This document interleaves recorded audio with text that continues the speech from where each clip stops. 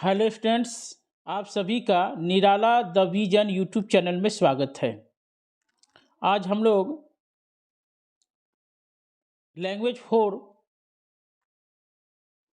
Sanskrit pedagogy के बारे में पढ़ने जा रहे हैं। हम लोग सेक्शन में देखेंगे लैंग्वेज दो तरह के आते हैं, लैंग्वेज फर्स्ट और लैंग्वेज सेकंड। लैंग्वेज सेकंड के तहत हम लोग पढ़ने जा रहे हैं आपको। आज हम लोग लैंग्वेज सेकंड के तहत संस्कृत पैडागोजी के बारे में पढ़ने जा रहे हैं। तो आपके परीक्षा में सवाल आता है, 15 क्वेश्चन आते हैं इसके, और 15 में से आपको 15 लाने की गारंटी मैं देता हूँ 200%।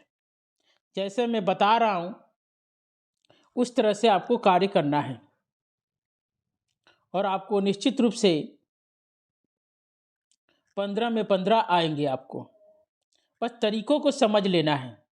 ये मेरा पैडागोजी का ब्रह्मास्त्र है जो आज तक कभी गड़बड़ नहीं हुआ है। मैं इसे ब्रह्मास्त्र का नाम देता हूँ और काफ़ी मैंने इसके लिए मेहनत किया है ये, और बताया आपको कि थोड़ा हमने ये देखा है। ठीक है, तो चलिए आज हम लोग क्वेश्चन को समझने का प्रयास करते हैं और देखने का प्रयास करते हैं, एक एक क्वेश्चन को सोल्व करते हैं। पैडागोजी में शुरू से मैं समझाते रहा हूँ कि पैडागोजी में भी वही रणनीति रहेगा जो पैडागोजी का रणनीति है कि टीचर सेंटर और चाइल्ड सेंटर। जो पैडागोजी है वो एनसीएफ 2005 के अनुसार चलता है। जो एनसीएफ जैसा कहता है उसी के अनुसार पैडागोजी होता है, उसी पैडागोजी के अनुसार कार्य करना है। टीचर सेंटर में कुछ वर्ड लिखाएगा और चाइल्ड सेंटर में कुछ वर्ड लिखाएगा। ठीक है जी, और टीचर सेंटर में जो वर्ड लिखाएगा वो क्या होगा, उसको सीटेड नहीं मानता है, और चाइल्ड सेंटर में जो लिखाएगा उसको सीटेड मानता है।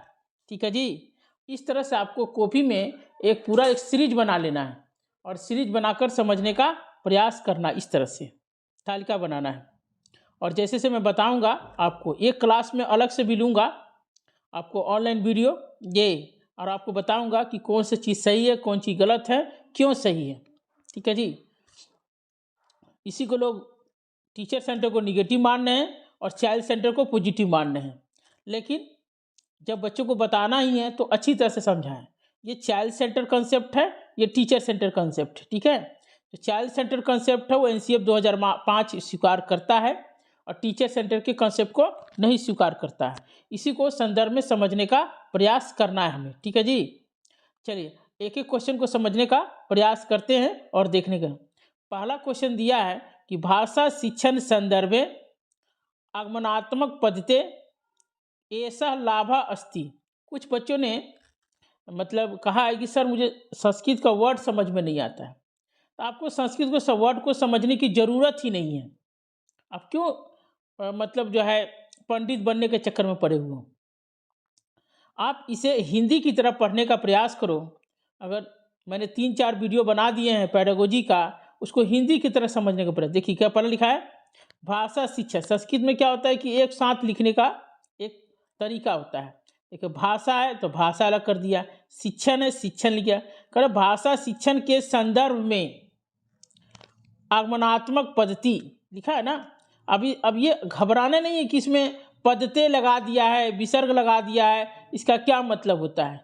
उससे हमें कोई मतलब नहीं है। इसका मतलब होता है लेकिन हमें इससे कोई लेना देना नहीं है। इंग्लिश में लिख दिया है इंडक्टिव मेथड। ये सवाल आया हुआ सवाल है, जो मैं बताऊंगा आए हुए सवाल बताऊंगा।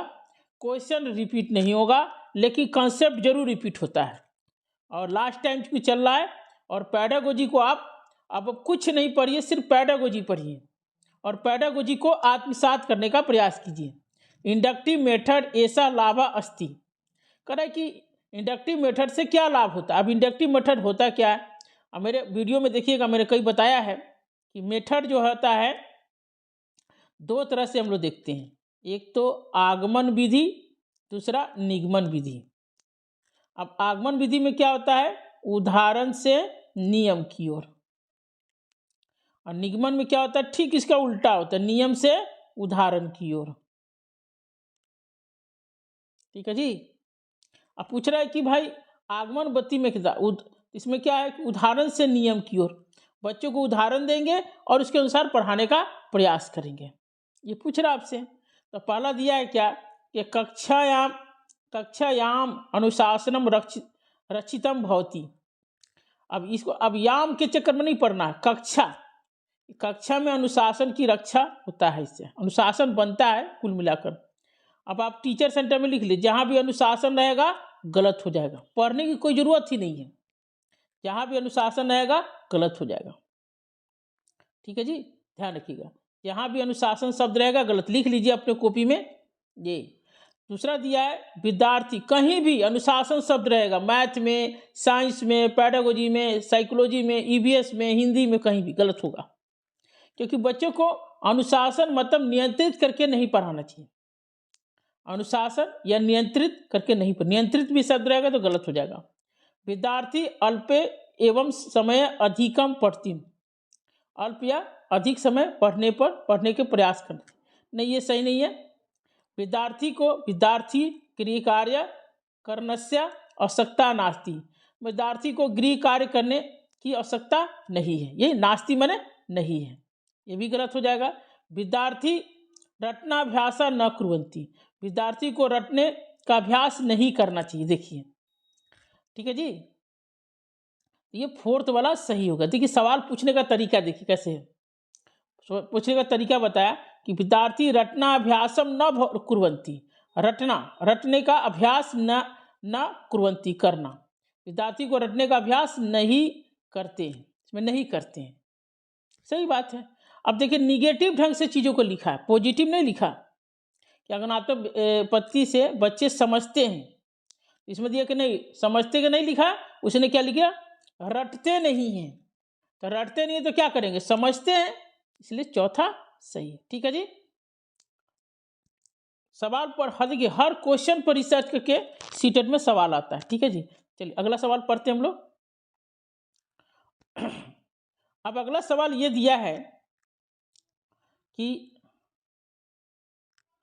भारतीय छात्रस्य माने भारतीय छात्र कस्या कौन सा शिक्षणाया महती आवश्यकता अस्ति, भारतीय छात्र को कौन से शिक्षण की महती आवश्यकता है, मातृभाषा, प्रादेशिक भाषा, मातृभाषा, आंग्ल भाषा, आंग्ल भाषा माने वही विदेशी भाषा, अंग्रेजी भाषा, ये हुआ।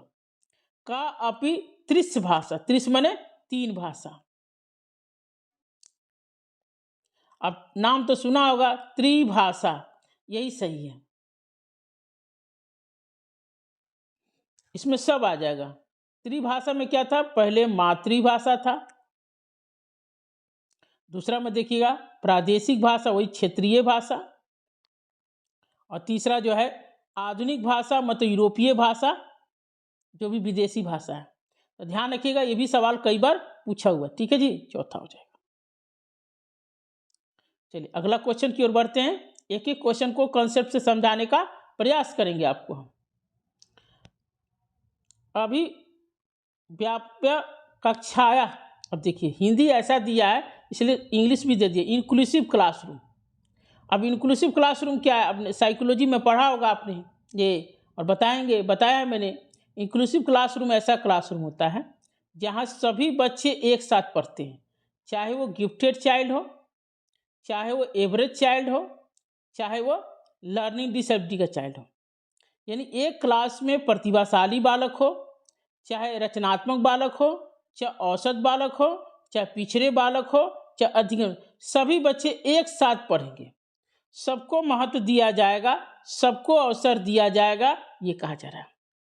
किसी को अलग क्लास में नहीं, पिछड़े बालक को अलग क्लास में नहीं भेजा जाएगा, अलग टीचर को नहीं पढ़ाने के लिए भेजा जाएगा, अलग पाठ्यक्रम नहीं होगा, ध्यान रखिएगा इस चीज़ को। ठीक है जी, यही पूछता है, जहाँ अलग होगा गलत हो जाएगा। देखिए सवाल को देखते हैं, विद्यार्थी नाम योग्यता विषम अक्षमता, कहता है विद्यार्थी को योग्यता के अनुसार, योग्यता के विषय के अनुसार अक्षम होते हैं, गलत, कोई भी अक्षम नहीं होता विद्यार्थी।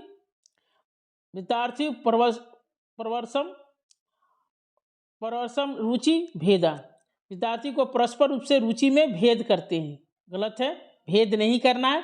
उपयुक्त भाषा, देखिए लिखिए, अब देखिए आपको पढ़ने में कैसे दिक्कत होगा, उपयुक्त भाषा अधिगम लिखा हुआ है, तोड़ दीजिएगा, अधिगम वातावरण विकास अनुकूल असमर्था। अब क्या समस्या होता है इंक्लूसिव में? तो कहता है कि उपयुक्त भाषा अधिगम के वातावरण के विकास के अनुकूल जो है असमर्थ होता है इसमें, ये समस्या होती है। तो तीसरा सही है, क्योंकि जो इंक्लूसिव क्लासरूम होता है उसमें जो है जितने भी अलग अलग टाइप के बच्चे होते हैं उनकी अलग अलग समस्याएं होती है, अधिगम का वातावरण का विकास करने में हमें समस्या होती है, असमर्थता होती है, ये होती है, ये वाला ठीक है जी, ये तीसरा सही है आपका। चलिए ठीक है, बहुत अच्छा सवाल है, ध्यान रखना इस चीज को। अगले सवाल की ओर चलते हैं हम लोग। अदनेशु कथम उत्तरम मातृभाषा शिक्षणो उपयोगी ज्ञान लेक्षु अनंतम नास्ति। नास्ति देखिए सवाल को पढ़ते समय ध्यान रखिएगा, नास्ति माने नहीं पूछ रहा है आपसे, दो ही वर्ड याद रखना, लिखा रहेगा अस्ति मतलब सही, न्यूनतम माने गलत, नास्ति माने गलत, याद रखिएगा। अगर आपने सवाल को सही ढंग से नहीं पढ़ा तो सारा आंसर गड़बड़ा जाएगा आपका, नहीं पूछ रहा आपसे।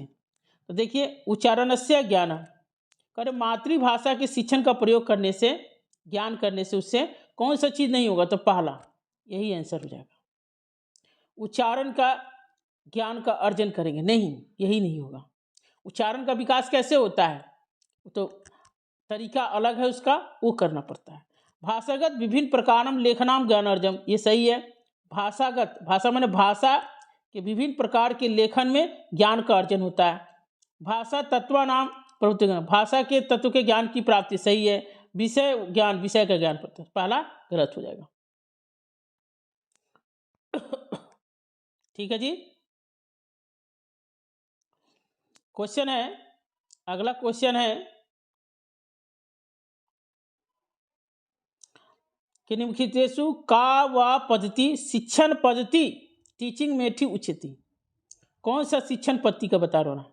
Selection method, interest method, motivation method, उपयुक्त में से सभी, उपयुक्त में से सभी सही होगा। कौन से शिक्षण मतलब टीचिंग मेथड का उपयोग करना चाहिए? तो चयन पद्धति, सिलेक्शन मेथड, मतलब सिलेक्शन मेथड का मतलब होता है जैसी परिस्थिति वैसा मेथड का प्रयोग करना, रुचि के अनुसार पढ़ाना, प्रेरणा के अनुसार पढ़ाना, सब सही है। ठीक है जी, बहुत इजी है, कोई दिक्कत नहीं। समझना है, अभी और कई वीडियो बना के दिखाएंगे, और जो भी वीडियो आपको लगे कि हमें और भी वीडियो की ज़रूरत है, ये किस बच्चों ने कहा कि सर मैथ पेडागोजी का वीडियो बना दीजिए, तो मैं कल तक आपको सवेरे मैथ की पेडागोजी का वीडियो बनाकर प्रस्तुत करूंगा आपको सामने। ठीक है जी, चलिए। भाषा सीखने दृश्य श्रव्य सामग्री ऑडियो विजुअल एड्स उपयुक्त भौती, करे कि ऑडियो वीडियो, देखिए एक बार याद रखिए, ऑडियो वीडियो अगर ऑप्शन में कहीं भी आ जाए तो सही हो जाएगा, ध्यान रखिएगा, क्योंकि पढ़ाने का एक बहुत बेस्ट टीचिंग लर्निंग मटेरियल है ऑडियो वीडियो। ठीक है जी। तो कह रहा है कि कौन सा उपयुक्त भौती, कह रहा है कि शुद्ध उच्चारण, जहाँ भी शुद्ध उच्चारण होगा गलत हो जाएगा, शुद्ध लेखनम गलत हो जाएगा, शुद्ध पठनम, क्योंकि ऑडियो वीडियो से न शुद्ध उच्चारण का विकास होता है, न शुद्ध लेखन का विकास होता है, शुद्ध पठन का, न कथ्यचित, मतलब कर रहा है इसकी अगर यहाँ लिख दे उपयुक्त भौती, यानी उपयुक्त में से तीनों नहीं होगा, डी आंसर हो जाएगा। न कथ अचित, मतलब कर भाषा शिक्षण दृश्य सामग्री डैश, तो न कथ्यची उपयुक्ता भवती, मतलब उपयुक्त में से कोई नहीं होगा, ये कह रहा है, ये आंसर ये होगा। ठीक है जी।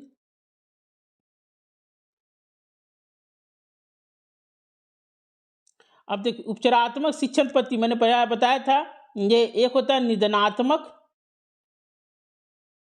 और एक होता है उपचारात्मक। निदानात्मक का मतलब होता है कि समस्या के कारणों की पहचान करना, कई बार लिखवा चुका हूं, और इसी का अगला होता है उपचारात्मक। समस्या के कारणों की जब पहचान कर लेते हैं तो उसका हम लोग क्या करते हैं, समाधान खोजते हैं। ठीक है, चलिए देखते हैं। व्यक्ति क्रमेण समस्यान प्रस्तुति करती, मतलब अलग अलग जो है क्रम बनाकर समस्या को प्रस्तुत करना चाहिए। समस्या प्रति भाषा सिद्धांतम ज्ञान प्रदाति, बस समस्या के प्रति भाषा सिद्धांत का ज्ञान प्रदान करेंगे। समस्या अभिज्ञानार्थम अपेक्षित कठिनतस्य स्तर वर्धति, कह रहा है कि समस्या के अभिज्ञान करके अभियान में जानकारी प्राप्त करने के बाद उसके अनुसार कठिनाई के स्तर पर वर्धन करना चाहिए, समस्या का समाधान करिए। ये तीसरा सही हो जाएगा। बस ध्यान रखना, रेमेडियल टीचिंग का मतलब ये होता है कि उसमें समस्या के कारणों की पहचान करना और समाधान करना। ठीक है जी, चलिए अगला क्वेश्चन की तरफ हम लोग।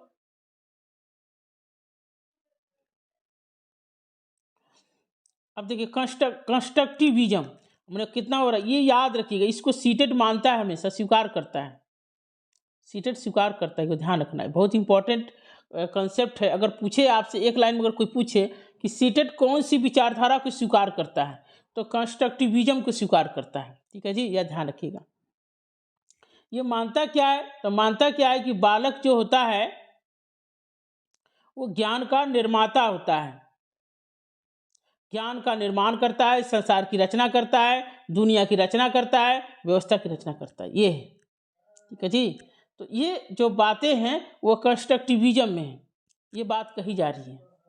तो आप देखेंगे छात्रा प्रपंच विषय स्वीकाम अध्ययन ज्ञानस्य वस्तूनां प्रतिबिंब अनुभव द्वारा भाषा कौशलम च प्राप्त नेतु।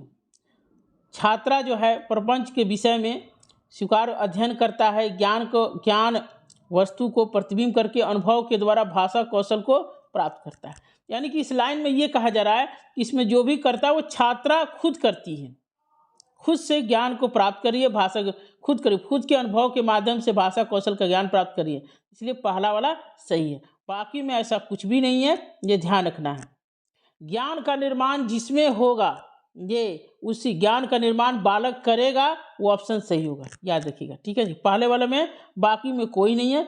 छात्रा स्वीकाम अधिगम सामग्री स्वनिमाय प्रत्यक्षम ही है, तो अधिगम सामग्री नहीं करना है, ज्ञान का निर्माण करना, इसलिए गलत है ये। छात्रा विविध असमान दृष्टांत डिसिमिलियर, ये अलग कहानी है, नहीं होगा ये। छात्रा किंचित अध्यापक सकृता भवंती, ये नहीं। चलिए ये हो गया क्लियर, आगे बढ़ते हैं। क्वेश्चन है भाषा अर्जन सामर्थ्य लैंग्वेज एक्विजिशन। भाषा अर्जन, मेरा इस पर वीडियो भी बना हुआ, आप देख सकते हैं, हिंदी का वीडियो है कि भाषा अर्जन क्या होता है। भाषा अर्जन सहज होता है, नैसर्गिक होता है। भाषा अर्जन उसे कहा जाता है जिस भाषा को हम स्वाभाविक रूप से सीखते हैं, उसके लिए मैं प्रयास नहीं करता। जैसे मान लीजिए कि आपकी मातृभाषा, मातृभाषा क्या है, भाषा अर्जन है, और आपकी मातृभाषा हिंदी है, तो आप सहज रूप से चीज़ों को सीखते हैं। ठीक है जी, तो क्या होगा, दूसरा सही हो जाएगा। आपको देखिए दूसरा में लिखा है मानवगत सहज प्रतिभा कारण भाषा जनार्थ एक प्रक्रिया सहज, जहाँ भी सहज होगा सही हो जाएगा, ध्यान रखना, दूसरा सही है, दूसरा। ठीक है जी, क्लियर।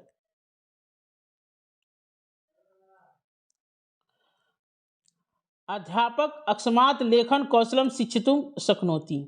भाषा अध्यापक जो है लेखन कौशल के कैसे करेगा। ठीक है, ब्रेन स्टॉर्मिंग जहाँ भी होगा सही हो जाएगा। ब्रेन स्टॉर्मिंग का मतलब होता है चिंतन करना, मनन करना, सोचना, विचारना, ये होता है, बाकी ऐसा कोई नहीं। ठीक है, जहाँ भी डिक्टेशन होगा गलत हो जाएगा, ध्यान रखना है। ठीक है जी, क्लियर। दिव्यांग, देखिए दिव्यांग चिल्ड्रन विथ स्पेशल नीड्स, वही स्पेशल चाइल्ड्स, विशेष आवश्यकता वाले बालक के बारे में बता रहा है। लेखन कौशल के वर्धन के लिए आवश्यकता होती है। देखिए हमने संस्कृत भी नहीं पढ़ा और समझ, लेखन कौशल वर्धनार्थ कस्य आवश्यकता भवती, मतलब लेखन कौशल के वर्धन के लिए आवश्यकता होती है। किसकी आवश्यकता होती है वो दिख रहा है। समीचीन शब्द वल्लभ प्रयोगा, सुंदर अक्षरानी गलत, विचारा मौलिकता, ये प्रतीका, इसमें होगा कि भाई लेखन कौशल का विकास करना है, तो उसके लिए क्या करना पड़ेगा, तो समीचीन शब्द वल्लभ प्रयोगा, मतलब जो प्रचलित जो शब्द वल्लभ है उसके अनुसार, उसके लिए जो जरूरी शब्द होगा उसका प्रयोग करेंगे, ध्यान रखिएगा चीज को। ठीक है जी, क्लियर। पहला सही हो जाएगा, इसका पहला सही है, पहला सही।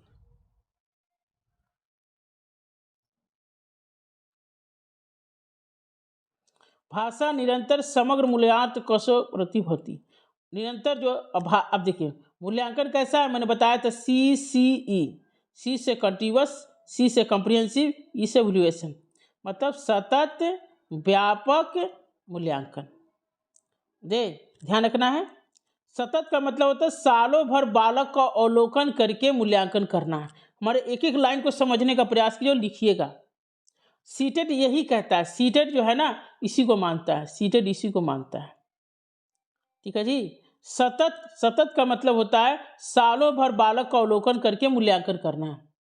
और व्यापक का मतलब होता है क्लास के अंदर भी क्लास के बाहर भी। ये एकदम आप लोग एकदम माइंड में बैठा लीजिए।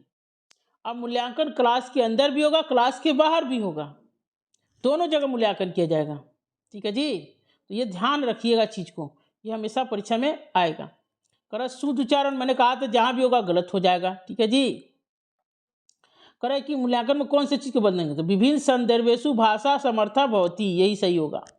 जहां भी संदर्भ आएगा सही हो जाएगा। ध्यान रखिएगा सब लोग, संदर्भ जहां भी आएगा सही हो जाएगा।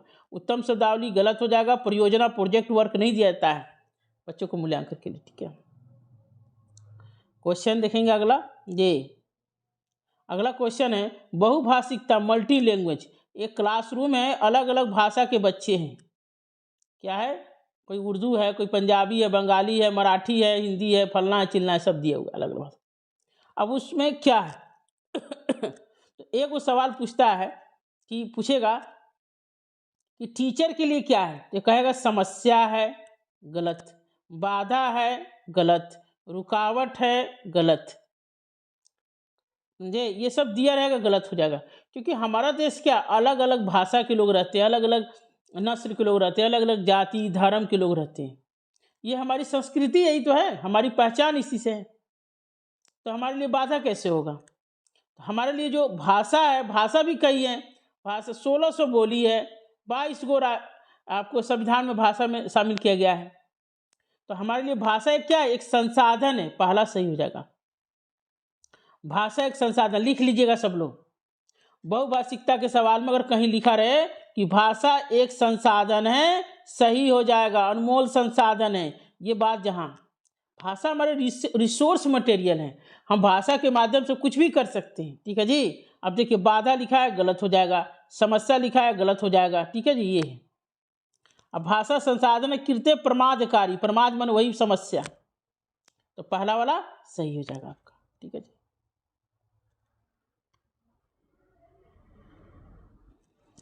भाषाया प्राथमिक रूपेण अस्ति, भाषा प्राथमिक रूप से होता क्या है, लिखित रूप से होता है कि मौखिक रूप से होता है कि संकेत होता है। अब जीन पियाजे कहते हैं कि भाषा क्या होता है, सिंबल और साइन होता है। और ये सही बात भी है, जो भी हम भाषा सीखते हो माइंड में क्या होता है, उसका एक सिंबल बनता है। तो तीसरा सही है। चलिए आगे बढ़ते हम लोग। भाषायाम मूल्यांकनस्य मुख्य उद्देश्य कस्य स्यात्, मूल्यांकन का मुख्य उद्देश्य क्या है, ये पूछ रहा आपसे। तो विद्यार्थी साधक उपलब्धि नाम आकलन, अधिगम्य त्रुटि नाम निरीक्षणम तद न्यूनतम परिष्करणम। मूल्यांकन का उद्देश्य क्या होता है, जो त्रुटियों में निरीक्षण करना, इसका दूसरा सही हो जाएगा। शिक्षार्थी त्रुटि नाम अन्वेषणम, त्रुटियों की खोज करना। हमें त्रुटियों की खोज नहीं करना है, त्रुटियों का निरीक्षण करके उसमें सुधार करके आगे बढ़ाना है। ठीक है जी। ठीक है जी। उपलब्धि का आकलन नहीं करना है। हम विद्यार्थी में क्या करते हैं, हम आकलन क्यों करते हैं, बच्चे ने क्या सीखा और क्या नहीं सीखा, इस बात का पड़ताल, इसलिए दूसरा वाला सही है आपका। ठीक है जी। चलिए, तो इस तरह से आपको 15 क्वेश्चन मैंने दिया है और 15 क्वेश्चन को समझने का प्रयास करिएगा ये। और 15 ऐसे ही क्वेश्चन ये आए हुए क्वेश्चन हैं, जो भी दूंगा आए हुए क्वेश्चन दूंगा, जिसको आपको समझना है। Thank you. और इस वीडियो को ज़्यादा से ज़्यादा आप लोग फैलाइए, ताकि हम ज़्यादा से ज़्यादा बच्चों को ये कर सकें। ठीक है जी।